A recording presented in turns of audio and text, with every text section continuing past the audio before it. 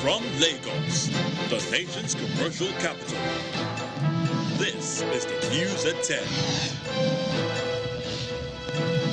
Live from Channels Television. Reporting tonight, Kayode Okekiolu.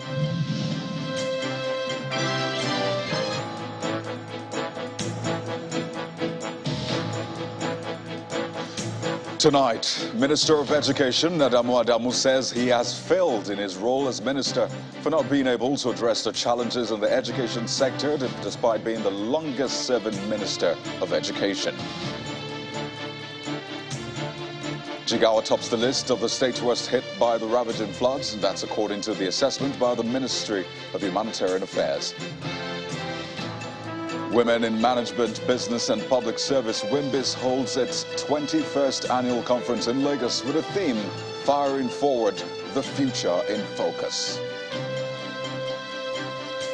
And on business news tonight, Emirates Airline suspends flights to Nigeria again over inability to repatriate trapped funds. On sports news tonight, Barcelona and Spain defender Gerard Piqué announces his retirement from professional football after a decorated career.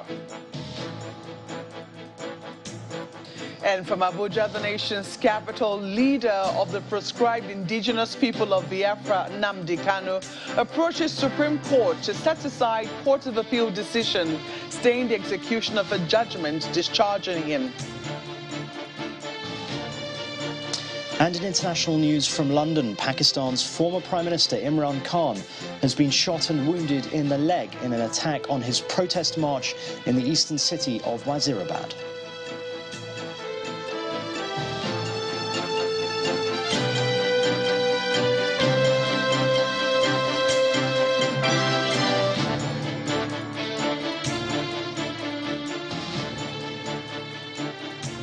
We begin tonight with a self-assessment by the Minister of Education, Malam Adamu, who has admitted that his inability to end the menace of out-of-school children is one of his many failures in his over 7 years in office. He stated this at the meeting of the National Council on Education in the nation's capital, Abuja. Malam Adamu indicated that the general insecurity in the country also played a pivotal role despite the federal government's efforts.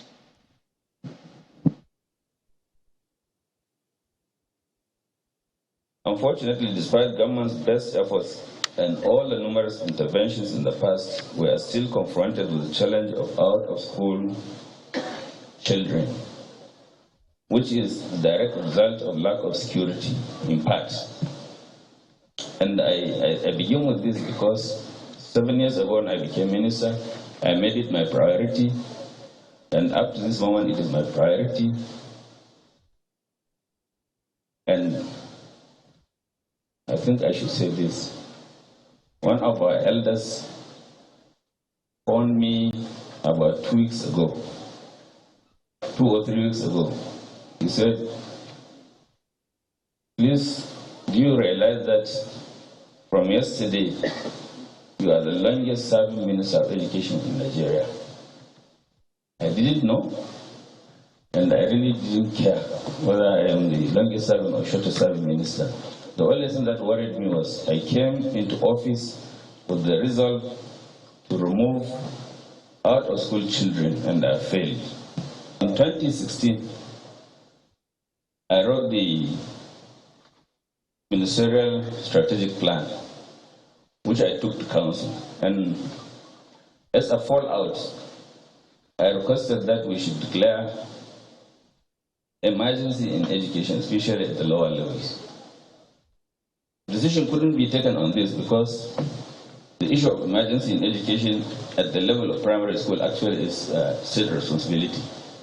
So I was directed by the president to turn that memo into a memo for the National Economic Council, which I did, with the thinking that if the council bought into it, and the members are state commissioners, state governors, it means it will just be a nationwide thing.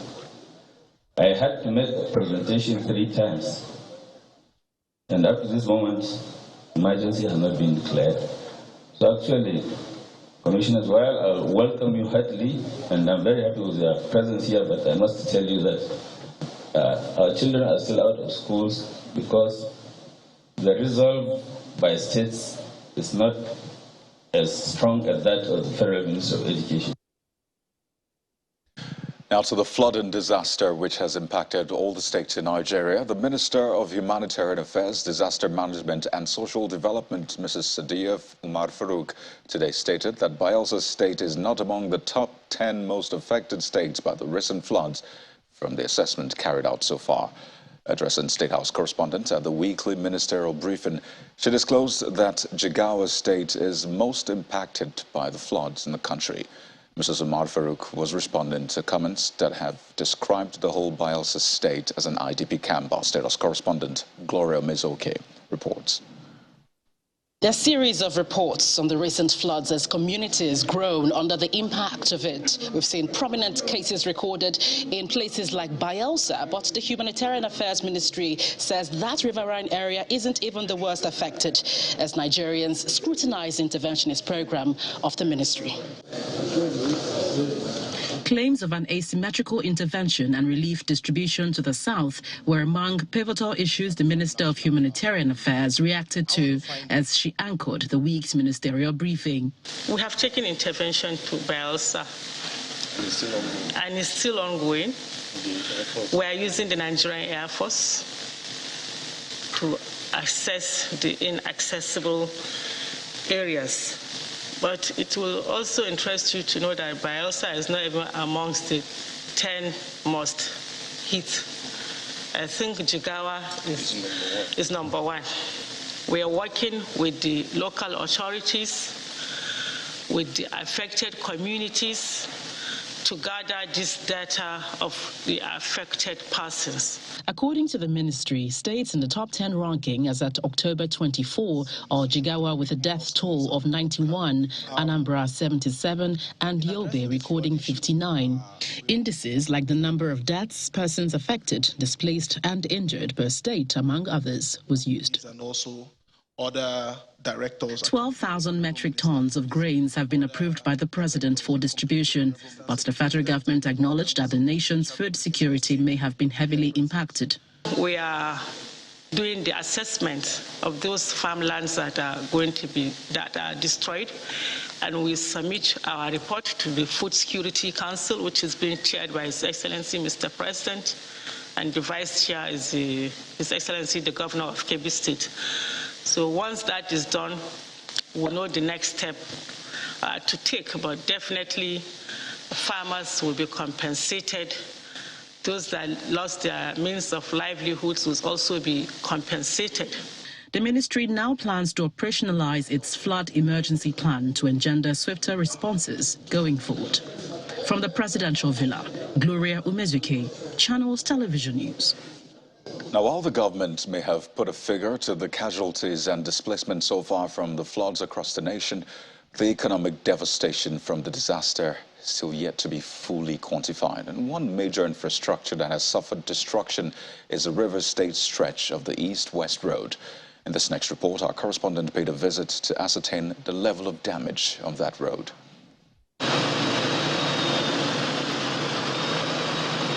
A visit to the Uliakata end of the flooded portion of the East-West Road in River State shows that the floodwaters have significantly receded.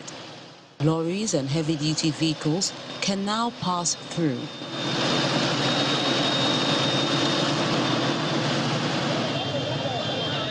While this may be viewed as a sigh of relief, it also exposes a massive level of destruction left behind. Collapsed trucks, tankers, and partially submerged vehicles from Uliakata all the way to Imbiama on the boundary with Bayelsa State.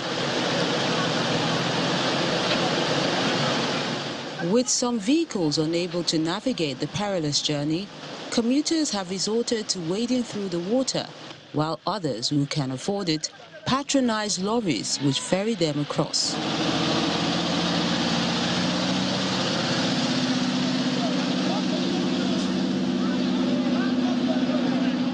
The Nigerian Navy have provided trucks to take people across at no cost, while a civil engineer explains the need for the government to urgently repair this road.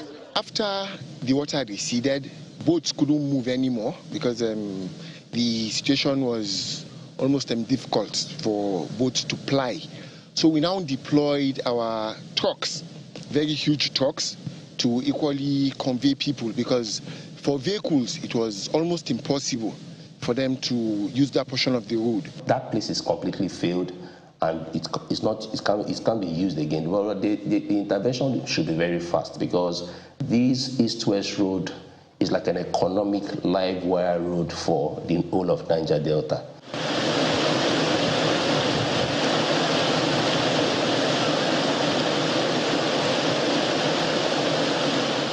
The commercial transporters who used to ply this route daily have very grim stories to tell about its impact on their businesses. The issue is that the passengers are no longer coming out. How will you come out when you enter motor? Maybe 3-4 days you are still on the road. For now, the waters continue to recede, but the expectation is that work will begin immediately on the damaged portion of the east-west road in River State. Also politics now, not too far from that stretch of road. River State Governor Nyesom Wike may have just set a new record in the appointment of political aides, with the swearing-in of hundreds from 2 senatorial districts as special assistants. The appointees are part of the 100,000 personnel which the governor promised to recruit from the 3 senatorial districts of the state. Speaking at the swearing-in ceremony at the Adoke Amese Market Stadium, Governor Wike asked them to send in feedback from the people at the grassroots to help his administration end well. Your duty as a special assistant to the governor from the political unit you come from. We have inaugurated liaison officers to the governor from the various constituencies. We have inaugurated liaison officers from the 319 wards of the state. Now your own is the most important, because it is you that hear directly from the people. It is you that know the feelings of the people about us. It is you that will come and tell us, look, what my people are saying. Are we doing well or we are not doing well? What do they want? What are they lacking? It is you that we want to hear from. From you, it goes to the ward liaison officers. From the ward liaison officers, it comes to the constituency liaison officers, and then from there, they move it to the office of the governor. So we will know whether actually our people are happy with us. Where do they want us to go? They will hear from you. What are the things we are doing in terms of road and the rest? You will tell us. The ones who have done, are they happy with it? Also, this is a political period. Hear from the people. What are they saying? Be able to advise the governor, so I will know the decision to take. Well, elsewhere, the presidential candidate of the All Progressives Congress, Chief Bola Tinubu, is assuring the people of Kogi State that he will ensure they get all that is due them if he is elected president of Nigeria. At a solidarity walk in the state capital, Lokoja, the APC presidential flag bearer, who was represented by Governor Yaya Bello of Kogi State, also donated 100 million naira to the victims of Kogi flood. In the speech delivered on his behalf, Chief Tinubu appreciated the crowd who trooped out for him and his running mate Kashim Shettima, and promised to work assiduously to confront insecurity, revamp the economy, target double-digit GDP, amongst others. The crowds, led by Governor Yaya Bello, closed the solidarity walk at the Kogi State APC campaign secretariat from the Muhammadu Buhari Square.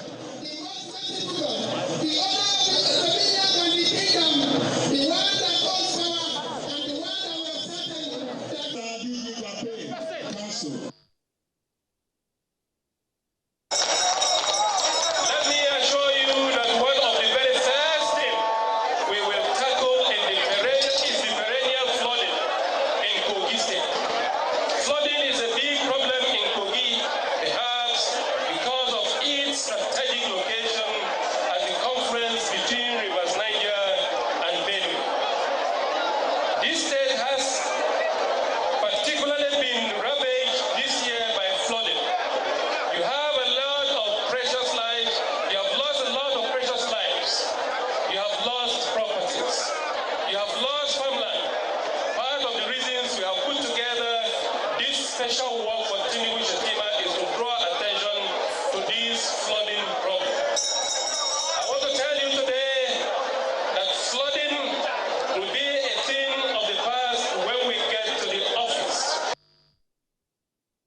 In part two, after the break, Women in Management, Business and Public Service holds 21st Annual Conference in Lagos with a theme, Firing Forward, the Future in Focus.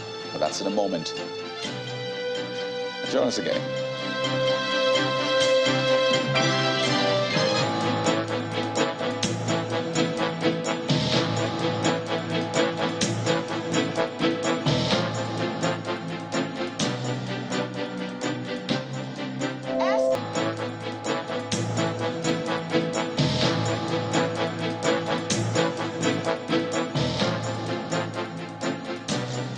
Welcome back. If you've just joined us, you're watching the news at 10, live on Channels Television. A reminder of our main stories. Minister of Education, Adamu, admits failure for not being able to address the out-of-school children scourge in the education sector, despite being the longest-serving Minister of Education. Jigawa tops the list of the states worst hit by the ravaging floods. That's according to the assessment by the Ministry of Humanitarian Affairs.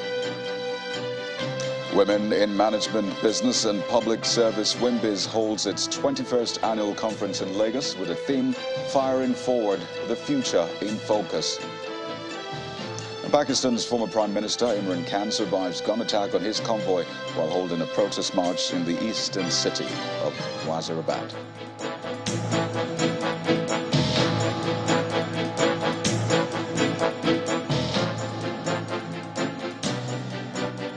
For 21 years, the Women in Business and Public Service in Nigeria, WIMBIZ, has inspired, empowered and advocated for better representation of women while also providing the networking environment for them to do so.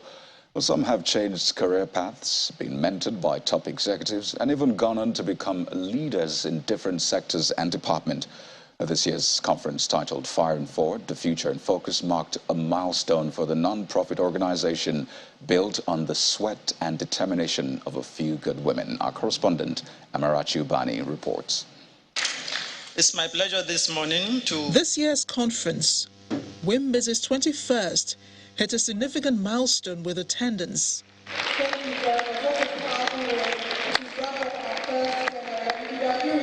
Over 2,500 women registered to attend this year's event in person, and more than 300 others joined online real-time. A new board of trustees is inducted, WIMBIZ's second since its 21 years of inception, with Mrs. Bisi Adeyemi, the CEO of DCSL Corporate Services Limited, becoming the new chairman. The African Affairs in the conference kicks off in earnest with its first plenary, themed Taking Charge, the New Face of Leadership. The discussants describe their journey so far and the importance of mentorship in their rise to the top. There are a lot of people that have walked the path before, so there are some mistakes you don't have to make by yourself. Someone else has made it and then just learn from the person. So I didn't realize the value of having a mentor, but how the company helped me was they actually matched me with a mentor. It was quite awkward at the beginning because it felt very forced. I remember the first did you say your company helped you? Yes, so they found mentors within the system, yes, okay. And then they matched it. So it was like a blind date. If we don't start to systematically think about the way that we represent women, whether that be in African media, whether that be in Western media, that's going to be the first thing that needs to happen, is making those changes. And I frankly think that this is an area where Africans can show themselves to be innovators in the space. Thank you, Ms. Moderator. The second plenary was moderated by Vice Chairman, Channels Media Group, Dr. Olushola Momo, who led diplomats from the United States, the UK, Namibia, Canada, France, and Nigeria's ambassador to Jamaica in unveiling their interpretation of leading beyond borders. So then, let's do ladies first, after the men. So, Ambassador Gesab, let's start with you, please. What do you make of this topic, and how would you say that leading beyond borders is working for you? When our women returned from Beijing conference, after, of course, the normal issues of presentations of the outcome and so on. What they agitated was to have equal number of men and women in leadership positions and in positions of decision making. That agitation led to a decision of the ruling party, the SWAPO party of Namibia. And after some time, a Congress, I think somewhere in 1997, the Congress took a decision to adopt that equal representation of men and women in leadership positions as a party official decision. I agree that we haven't started yet. We are very much underrepresented, like you know, and but I think we're a work in progress. We need to keep moving. We need to keep pressing. The issue about the 35% affirmative action that you know is just said by mouth. It's not being implemented. But with the caliber of people we have in the room, and for some of us that have had to, beat the stereotypes, we're able to find ourselves where we are. But I think more laws and more policies has to work in favor of women. Amidst the testimonials of success and hype of women's extraordinary ability to mobilize change, women have been encouraged to continue to let their voices be heard and never give up on their dreams and passions. Amarachi Ubani, Channels Television News. Well, speaking of women letting their voices heard, let's now head over to our Abuja studio where Mark Yusuf is sitting by with more on the news at 10. Hello, Mark. Hello, Kayode. We're off to the courts now, where the leader of the proscribed indigenous people of Biafra, Nnamdi Kanu, will be appealing the ruling by the Court of Appeal, staying the execution of the court's judgment, discharging him. A statement by the lawyer to the IPOB leader, Ifeanyi Ejiofor, says they will proactively follow up on the administrative process to ensure that both appeals are given accelerated hearing in line with the extant fast-track rules of the Supreme Court. By the appeal dated November the 3rd, Mr. Nnamdi Kanu is seeking an order setting aside in its entirety the decision of the Court of Appeal made on October the 28th, staying the execution of the judgment delivered on the 13th of the same month. In addition, Mr. Kanu wants an order of the Supreme Court restoring the efficacy of the judgment of the court, which has not in any way been set aside by a higher court. Meanwhile, the court process cited by Channels Television stated that Mr. Kanu, who is in the custody of the DSS, wishes to be present at the hearing of the appeal. Meanwhile, the Court of Appeal in Abuja has dismissed the appeal filed against the candidature of the PDP's Natasha Akpoti-Uduaghan in the Kogi Central Senatorial District election. The court, presided by Justice Bature Gafai, upheld the argument of her counsel, Mr. Johnson Usman, that the deponent of the affidavits in support of the originating summons who were not delegates cannot challenge the delegate election. The court further held that the handwritten purported delegate list by the appellant, Mr. Adamuata, lacks evidential value. While relying on the certified true copies of the delegate election results and the primary election tendered by Akpoti-Uduaghan, the court upheld the election of Mrs. Akpoti-Uduaghan and dismissed the appeal for lacking in merit. And away from the courts, the defense headquarters says there is no cause for alarm over recent security advisories by the United States of America. The Director of Defense Media Operations, Major General Musa Dami, and the Director of Defense Media Information, Major General Jimmy Akpo, both gave the assurance at the bi-weekly media briefing in Abuja. The Army reported that over 40 terrorists were neutralized by military troops and a total of 145 others have surrendered in the last 2 weeks. Our correspondent Emperor Simon reports. It's another session of the Directorate of Defense Media Operations with journalists at the Defense Headquarters in Abuja. The objective is to give a rundown of the activities of troops of the armed forces in various operations across the country. During the period in focus, the report begins from the north, where scores of terrorists are said to have been neutralized by military troops. Troops arrested 27 suspected Boko Haram and Islamic State of West African Province terrorists, neutralized 19 of them, and recovered 1 RPG bomb, 1 GPMG gun, 2 36 hand grenades, 6 AK-47 rifle, and 3 magazine holders. During the period in focus, a total of 145 Boko Haram terrorists and their family, comprising of 30 adult male, 33 adult female, and 82 children surrendered to troops at different locations within the Northeast Theater of Operation. Troops conducted operational activities at various locations within Zamfara, Sokoto, Kaduna, and Kebbi State between the 21st October and 2nd November 2022. During the various operations, troops neutralized a total of 25 terrorists, rescued 19 civilians, and arrested 18 terrorists. In the southern part of the country, the troops report their engagement with members of the Eastern Security Network, an outfit of the indigenous people of Biafra, IPOB, killing 5 of them, while also confiscating over 2 billion naira worth of crude oil from thieves in the Niger Delta. On the 29th of October, the Defense Headquarters further reacted to the recent security alert issued by the United States Embassy in Nigeria, calling for calm on the part of the citizens. The institutions that have been established to keep the environment safe will not relent, they will not sleep, and they will do their constitutional mandate to ensure that they deliver on their constitutional mandate. The intelligence and the security agencies are doing a very humongous amount of work, and they will continue to do that. That is their mandate, and they will continue to do that. So there's no need for panicking. Meanwhile, troops have raided an illegal mining site in the nation's capital and have arrested 60 suspected illegal miners and recovering weapons, including 14 guns. Emperor Simon, Channels Television News.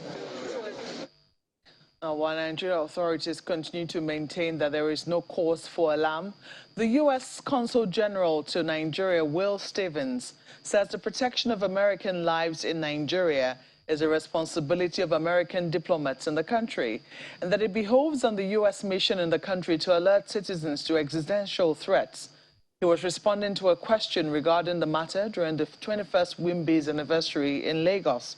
His response comes weeks after the U.S. mission in Nigeria drew attention to possible attacks in the Federal Capital Territory. It's our job as diplomats and as governments to do the best we can to protect our citizens. And as a foreign policy, we aim to do the same things. I think, I've lived in a lot of different countries. I think there's 2 things that people really care about. They want to feel safe, and they want their children to have a more prosperous future than they had. And I think both of those are incredibly important to this audience today. So our foreign policy centers on exactly that. Sharing security information, building a robust response to transnational threats, working together to combat the threats that face you and me here in Nigeria, but those threats also face people in the United States, as you talk about narcotics and other things, but also working together on economic prosperity, because some of those threats and crime spread directly from lack of opportunity. Still ahead on the news at 10, Emirates Airline suspends flights to Nigeria again over inability to repatriate trapped funds. That's some business news. Do join us again.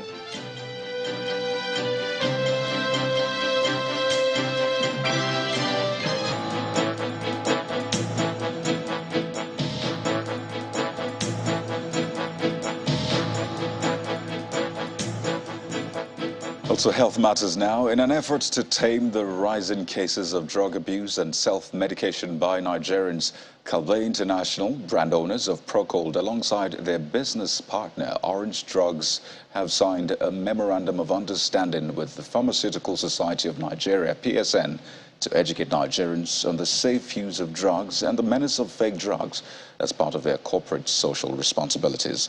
The partnership, tagged Original Movement Campaign, is to ensure Nigerians seek information before consuming any drug and help people live a better and healthier life, as well as understand the effect of fake drugs on the body.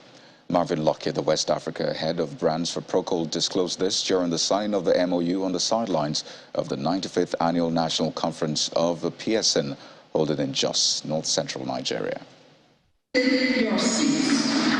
Professionals from the Pharmaceutical Society of Nigeria, pharmacists, drug manufacturers, and marketers from across Nigeria converge on Jos, attending the 95th Annual Conference of the Pharmaceutical Society of Nigeria. Orange Drugs, a business partner of Calbee International, producers of Procold, on this occasion signed a memorandum of understanding to educate Nigerians on the menace of drug abuse and proliferation of fake drugs.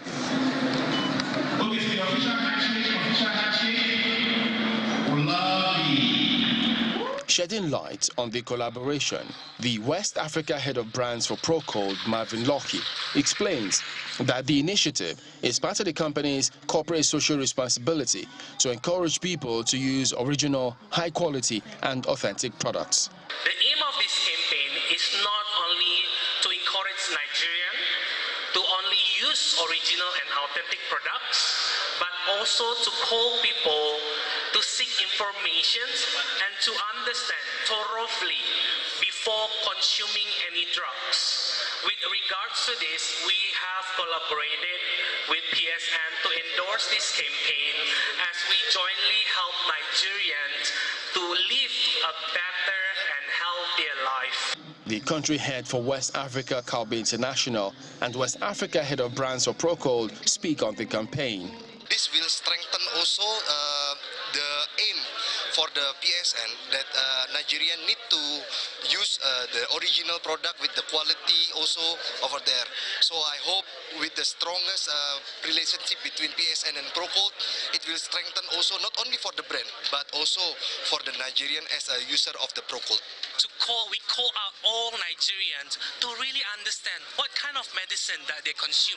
They have to read the information one by one. Because what?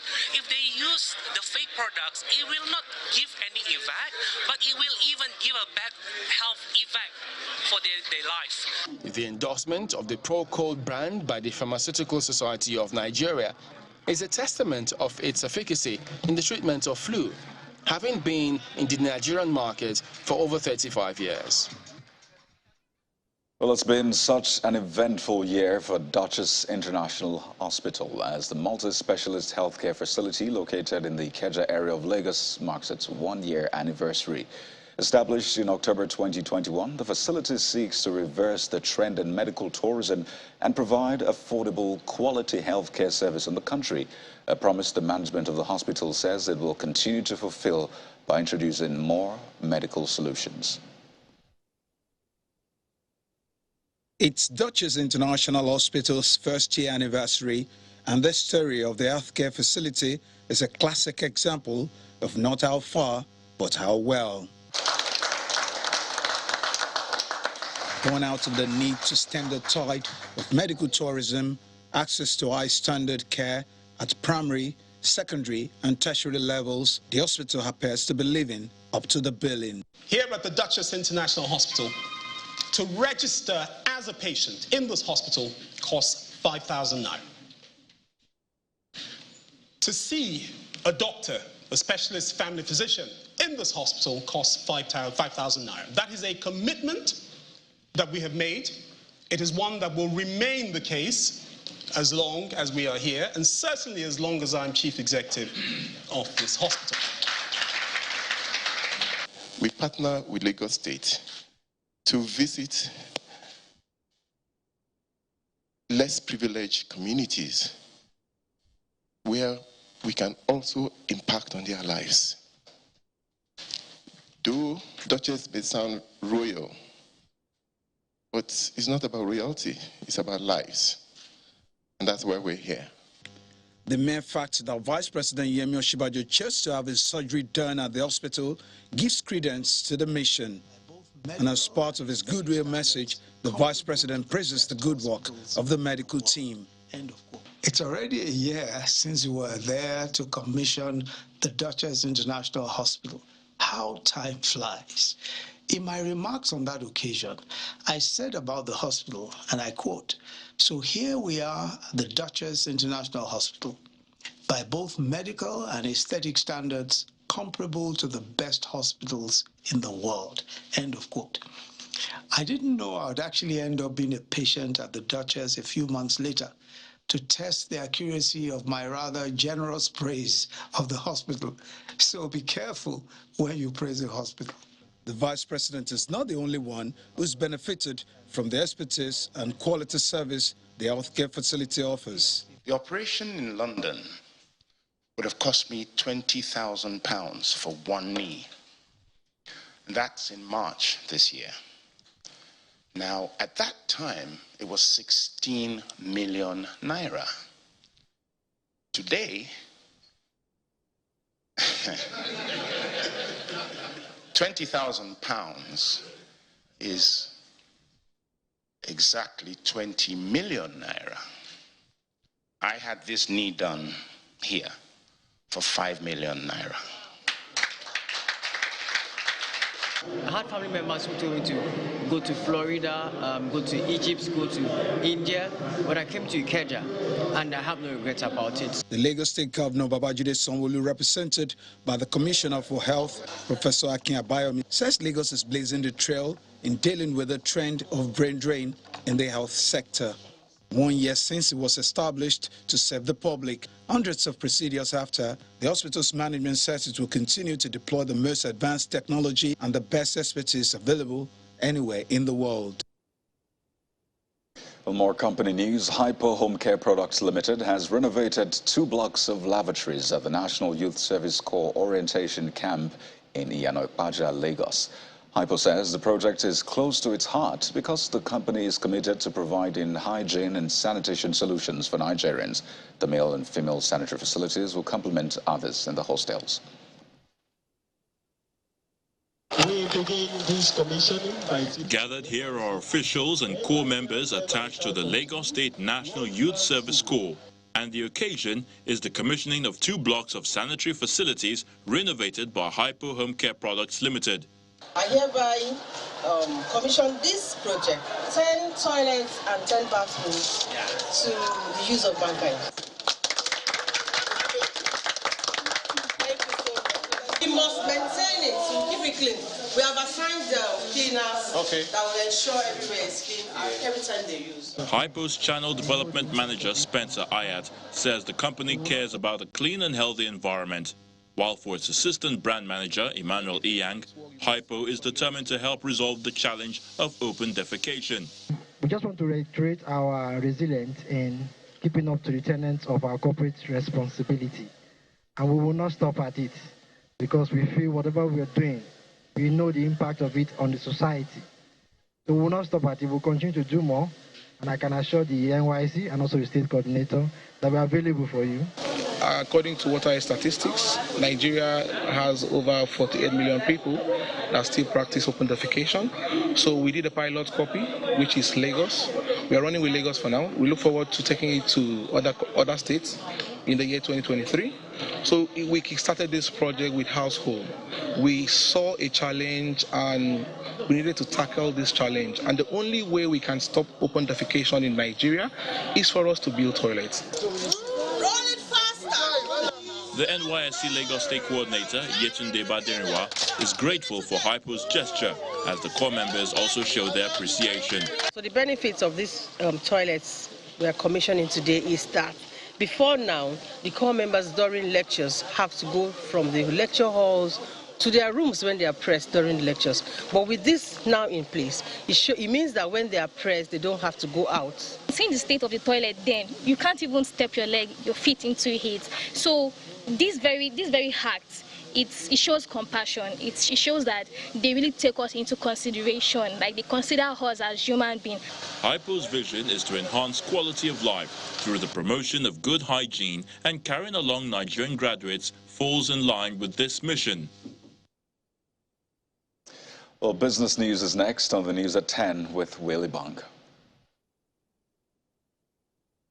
Banking, so easy, so simple. Dial *894# now to experience it. You first, First Bank.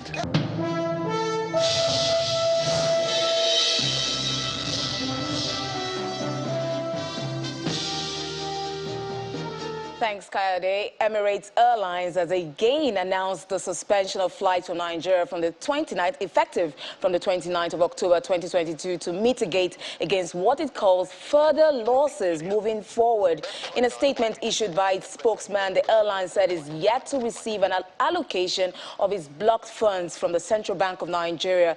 Emirates adds that without the timely repatriation of funds and continuous accumulation, it cannot meet its operational costs nor maintain the commercial viability of its operations in Nigeria. The airline before now has suspended its flight operations in Nigeria from September the 1st this year over the blocked funds, but reinstated operations on September the 11th following the CBN's decision to release $265 million of the $460 million funds trapped in Nigeria.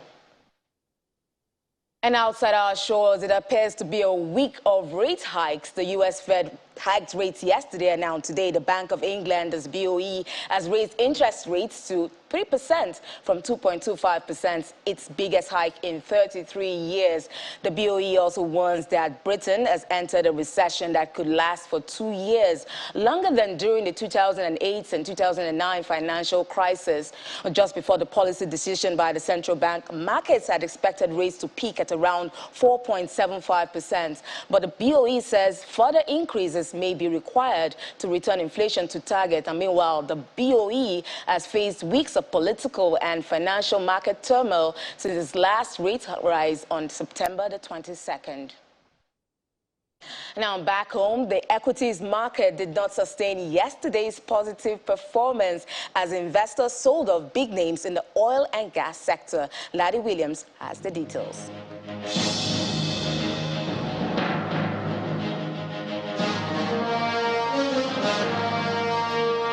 Hello and welcome to the Stock Market Report. Well, remember yesterday I said hopefully yesterday's gain was not a dead cat bounce. Well, apparently it is. It is a little. We're back in the red again. Let's look at the all-share index today. Now it's 0.10%. Still holding on to that 44K level. Market cap 24.09 trillion. Let's look at the activity chart. We see it's green, sell pressure. Today, volume there, 215 million units of stocks traded. And we just had 3,389 deals, lower compared to what we had yesterday. Let's look at the Guinness counter there. Not bad. See UPDC there, up 9.09%. Champs, champion there, 3.45 Naira. Let's look at the sectoral performance there. We see oil and gas there got hammered today, 0.96%, almost 1%. We saw the share price of Rwanda there losing about 5%. And we see banking there holding on to that green, 0.05%. Well, it's another negative market breadth again with 11 stocks in the green against 18 stocks. One more trading day tomorrow. Already, it looks like it's tending towards a negative week. And that's the Stock Market Report. I'm Laddie Williams. It's back to you.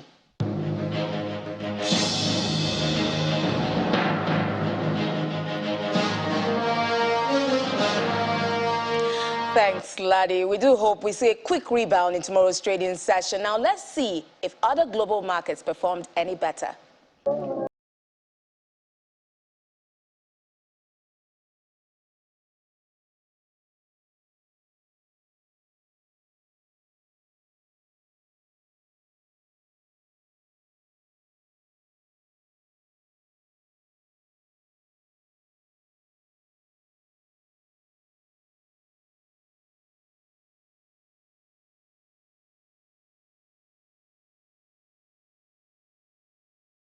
And that's it on Business News. It's back to Kayode for the rest of the news.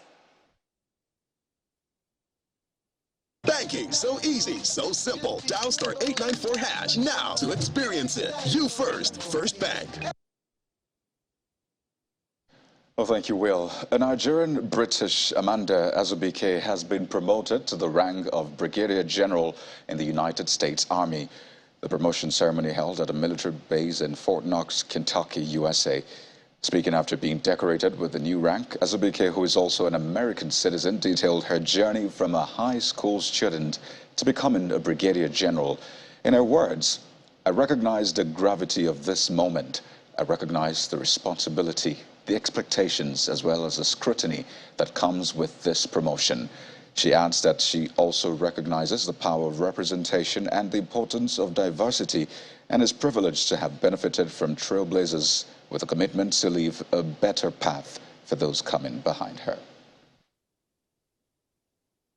Well, Pakistan's ousted Prime Minister Imran Khan has survived a gun attack on his convoy during a protest march in Wazirabad. Well, the 70-year-old former international cricket star turned politician is said to be in stable condition. Well, here's Simon Pusey with more international news and around the world in 5. Good evening and welcome to the Channel Studios here in London with your international news around the world in 5. Pakistan's former Prime Minister Imran Khan has been shot and wounded in the leg in an attack on his protest march in the eastern city of Wazirabad.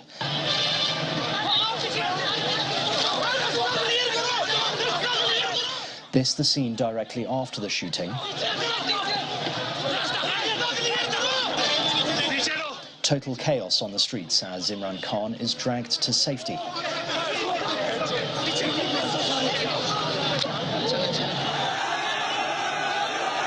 Moments later, he is bundled into a car and driven to hospital. A senior aide said it was an attempt to kill him, but police are yet to confirm that he was the target. The 70-year-old had been leading a march on the capital Islamabad to demand snap elections after he was ousted in April. Members of his PTI party said another 4 people were hurt in the shooting. Here photos of one of them, the Pakistani politician Faisal Javed, his clothes stained with blood. South Korean military says North Korea has fired an intercontinental ballistic missile, but it failed mid-flight.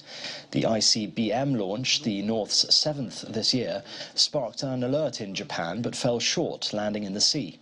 Tensions are escalating amid fears the North will soon conduct a nuclear test. On Wednesday, both Koreas fired missiles near each other's waters.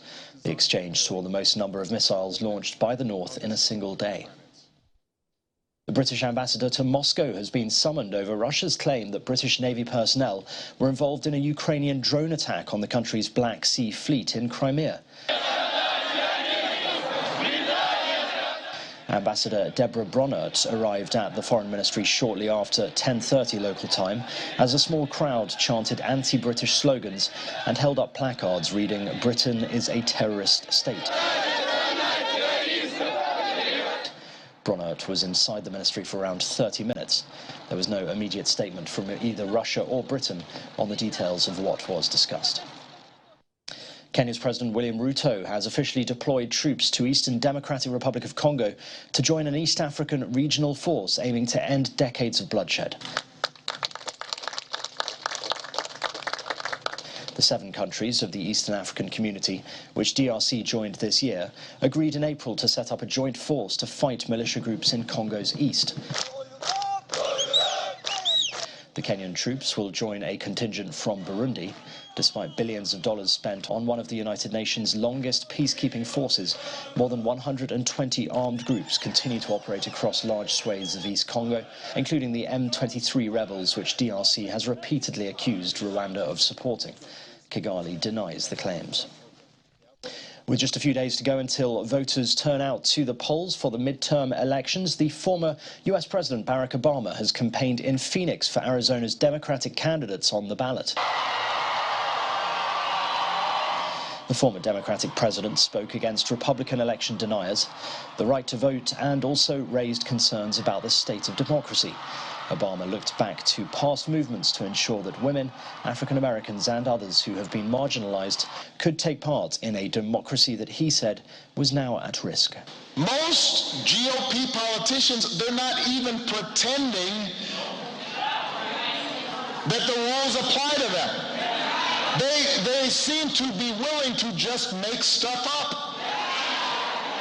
I mean, I'm old enough to remember when Arizona elected not just John McCain, but other Republicans who they fought hard in elections. They didn't agree with Democrats on stuff, but they were decent, honorable public servants. That feels like a long time ago. And hundreds came together in Chicago to honor the dead at the 43rd annual Muertos de la Risa event.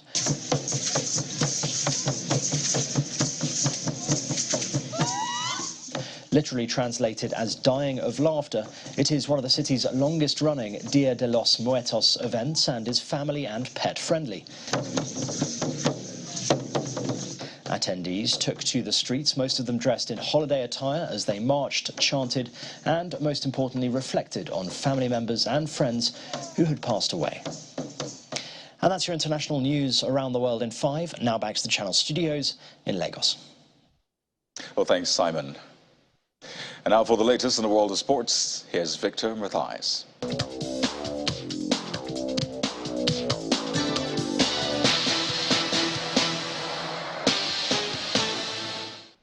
Indeed, Kaede, welcome to the world of sports. Now, Barcelona and Spain defender Gerard Piqué has announced his retirement from professional football. The defender, who won multiple honors with Barcelona as well as the 2010 World Cup with the national team, has been out of favor this season under Xavi Hernandez. The 35-year-old confirmed that Saturday's La Liga game at the new camp against Almeria will be his last. A Germany striker Timo Werner has been ruled out of the upcoming World Cup in Qatar with an ankle injury. Werner hobbled off early in RB Leipzig's 4-0 Champions League win over Shakhtar Donetsk on Wednesday. The 26-year-old has scored 24 goals in 55 international appearances for Germany and netted 5 times during qualifying. Germany kick off their bid for a record-equaling 5th World Cup against Japan on November the 23rd. Now, South Korean football fans have demanded that Olympique Marseille defender Chancel Mbemba apologize to Son Heung-min with the forwards World Cup in doubt. South Korea's skipper and talisman will have surgery on a fracture around his left eye after a collision with Mbemba and Tottenham Hotspur's 2-1 win at Olympique Marseille on Tuesday in the UEFA Champions League. Tottenham Hotspur have given no date for Son's return, but he faces a race against time to be fit for South Korea's opening match for the World Cup against Uruguay on November the 24th. The world #1 Carlos Alcaraz has brushed aside Grigor Dimitrov in straight sets to reach the Paris Masters quarterfinals. Alcaraz, hoping to win a 3rd Masters title of the year after previous successes in Miami and Madrid, saw off former world #3 Dimitrov 6-1, 6-3 in 72 minutes. The Spanish teenager will be confirmed as the year-end world #1 before the ATP finals in Turin later this month if he lifts the trophy this weekend in the French capital.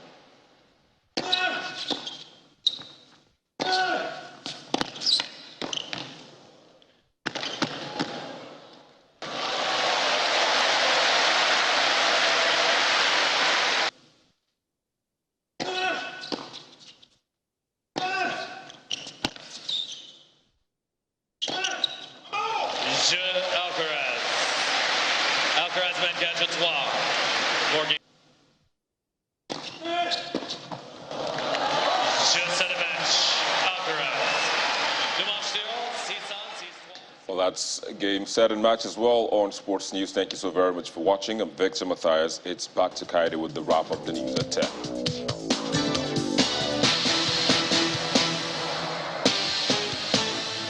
Indeed, Victor. And the main news again. The Minister of Education, Malam Adamu, today said he has failed as a minister for not being able to end the out-of-school children scourge. Also today, the Minister of Humanitarian Affairs listed Jigawa as the most impacted state from the floods, based on its assessment of the impact of a flood disaster on affected states across the country. And Pakistan's former Prime Minister Imran Khan has survived a gun attack on his convoy while holding a protest march in the eastern city of Wazirabad. Well, that's news at 10 for tonight. Thank you for watching. I'm Kaede Okikelu. Good night.